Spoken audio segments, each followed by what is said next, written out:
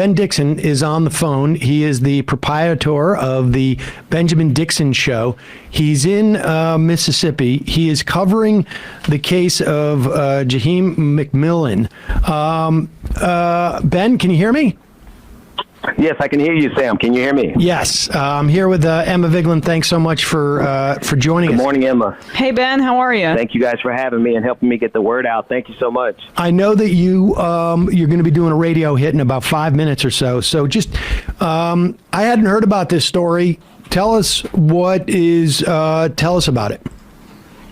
Yeah, so what's going on? I came over to Gulfport, Mississippi after seeing the mother of Jaheim McMillan just wailing, crying on the internet after the police in Gulfport shot her son point blank range in front of their family dollar store, their corner store that he was known by name. So it wasn't a strange store to him. Police officers pulled into the driveway and he and his friends started running because they have had a previous run-in with this specific cop. Jaheim turned to comply, put his hands up, and this is according to multiple eyewitnesses that I've spoken to myself. He put his hands up, and the police officer shot him anyway. It is so flagrant that the white supporters from Gulfport, Mississippi, one gentleman, we shared a video, he had on a thin blue line shirt, so he's pro-police.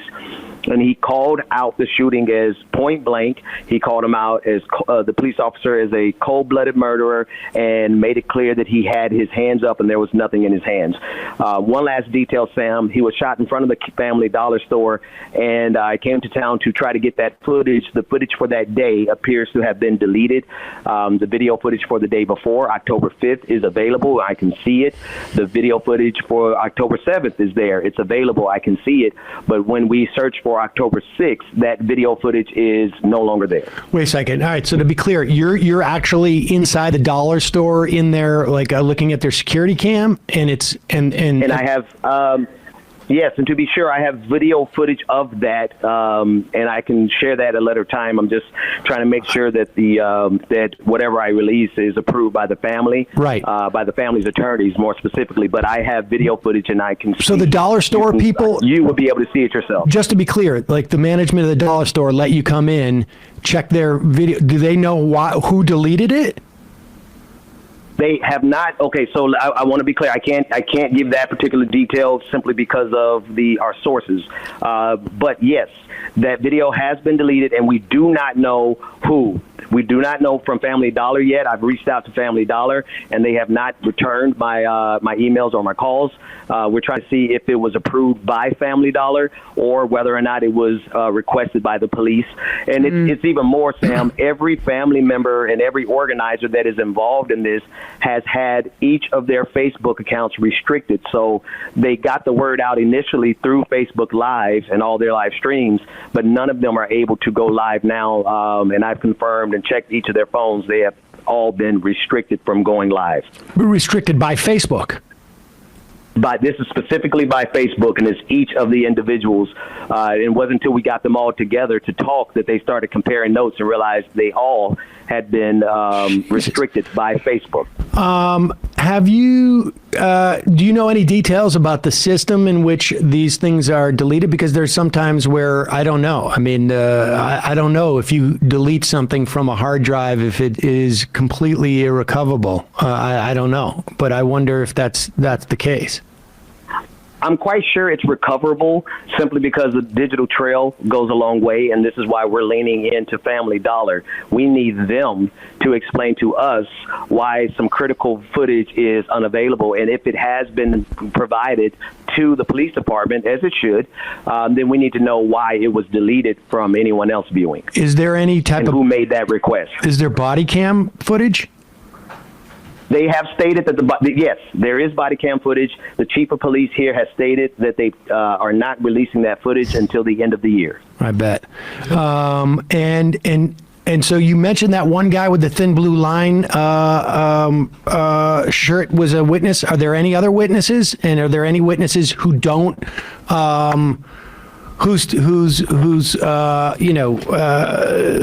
testimony, as it were, it's not actual testimony, but whose reports are inconsistent with that guy's report? Sam, I lost you for a second there. So you had the Thin Blue Line witness, the guy wearing that shirt, who said it was point blank, no reason to do that. Is there any other witnesses, and is their witness accounts consistent with that other witness? Ben? Ben. Yeah. He's still on. He must have bad service. Ben, are you there? Well, we've lost Ben. I think he's got another hit to do. We will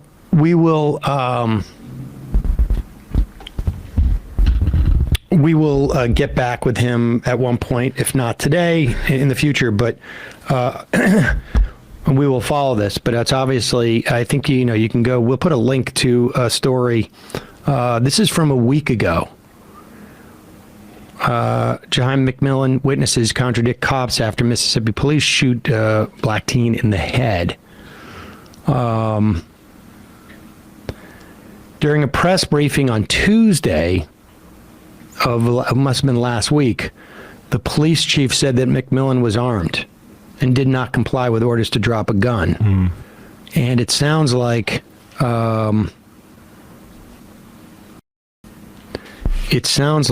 witnesses say that is not the case.